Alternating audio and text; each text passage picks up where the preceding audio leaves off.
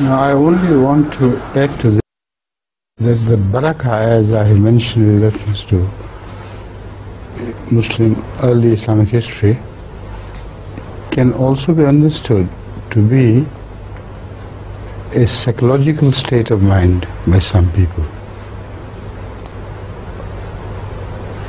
We are not concerned with that.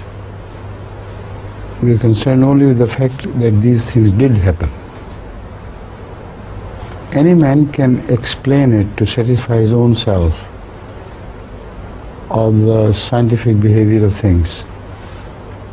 That this may have been a vision, it may have been a psychological state of mind, in which state this type of barakah is witnessed by even the atheists who experiment with themselves in parapsychology. Parapsychology also has a branch which is very similar to this type of barakah,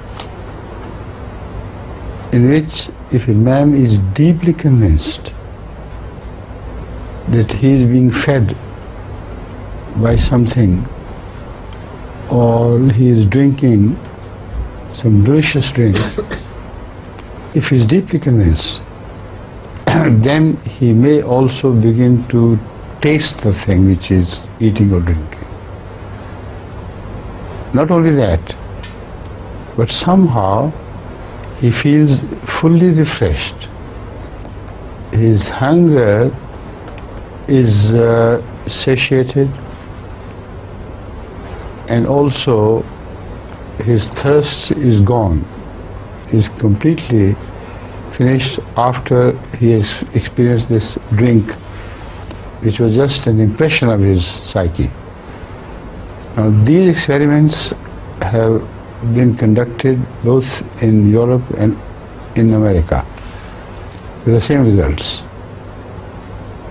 So to poo-poo these things as unreal and against the laws of nature is a stupid act, because now the scientists have also supported this view, that this type of barakah has its roots in human psyche as well.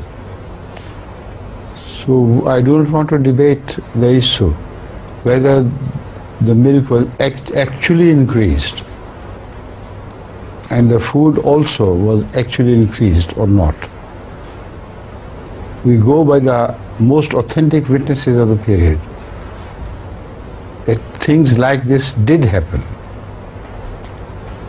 and they can also happen naturally according to the modern research. Got it?